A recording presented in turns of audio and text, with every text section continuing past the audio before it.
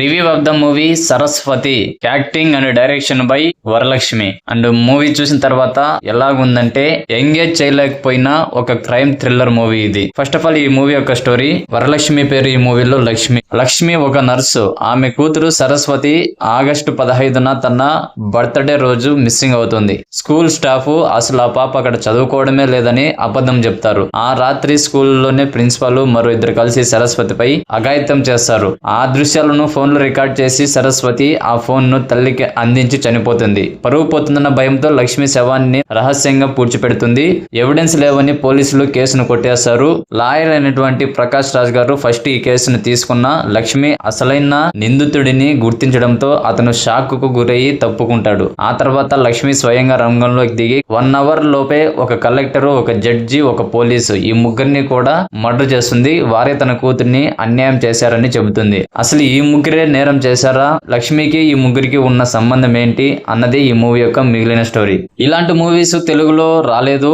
ఈ movie team ఒక different గా ప్రయత్నం చేశారు. ఇంటర్వెల్ ట్విస్ట్ చాలా బాగుంది. సినిమాలో ట్విస్టులు టర్న్స్ బాగున్నాయి. కాకపోతే కథ ముందే అర్థం కావడంతో ఏం జరుగుతుందో ఈజీగా ఊహించవచ్చు. సో దీనివల్ల ట్విస్టుల్లో ఎంజాయ్మెంట్ గానీ ఆ క్యూరియాసిటీ గానీ అయితే ఉండదు. కథ కాస్త కొత్తగా అనిపించిన స్క్రీన్ ప్లే విషయంలో ఆ సస్పెన్స్ ని మెయింటైన్ చేయడంలో ఫెయిల్ అయితే అయ్యారు. ప్రకాష్ రాజ్ క్యారెక్టర్ ఎంట్రీతో ఇంట్రెస్ట్ గా అనిపించింది, కానీ అది కూడా రెగ్యులర్ గానే మారిపోయింది. తర్వాత సెకండ్ హాఫ్ ని కూడా ఇలాంటి ట్విస్టులు టర్నులతోనే రన్ చేశారు. క్లైమాక్స్ లో ట్విస్ట్ అయితే బాగుంది, అయితే సినిమా కథని సరిగ్గా ప్రొజెక్ట్ చేయలేకపోయారు. సస్పెన్స్ ని మెయింటైన్ చేసే విషయంలో చాలా వరకు అయితే ఫెయిల్ అయ్యారు. ముగ్గురు వ్యక్తుల్ని చంపేసే సీన్లు కూడా చాలా లాజికల్ లెస్ గా అయితే అనిపించాయి. ఆ తర్వాత ఆయా సీన్లకు సంబంధించి కోర్టులో వాదనలు కూడా అంత కిక్ అయితే ఇవ్వలేదు. నార్మల్ గా కోర్టు రూమ్ డ్రామాల్లో ఆ వాదనలే చాలా ఇంట్రెస్టింగ్ గా ఉంటాయి, కానీ ఇందులో అవి చాలా డల్ గా ఉన్నాయి. ఓవరాల్ గా కథ బాగానే ఉన్నా దాన్ని స్క్రీన్ పై ప్రజెంట్ చేయడంలో చాలా వరకు అయితే ఫెయిల్ అయ్యారు. ఆడవారిపై అఘాత్యాలకు సంబంధించి కోర్టులో వాదనలు, జడ్జి ఇచ్చే తీర్పు,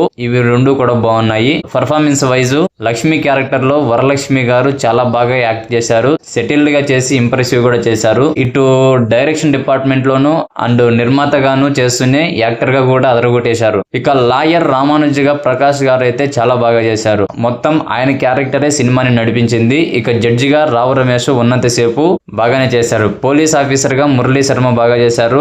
డాక్టర్ గా రాధిక, డాక్టర్ గా నాజల్, అలాగే తులసి, సప్తగిరి, గెటప్ సీను వాళ్ళ క్యారెక్టర్స్ కి తగ్గట్టు బాగానే యాక్ట్ చేశారు. అండ్ జీవ, ప్రియమణి, కిషోర్ వీళ్ళ క్యారెక్టర్స్ కూడా బాగానే ఉన్నాయి. సర్ప్రైజ్ కూడా చేస్తాయి. సరస్వతి క్యారెక్టర్ లో కనిపించిన అమ్మాయి కూడా బాగా చేసింది.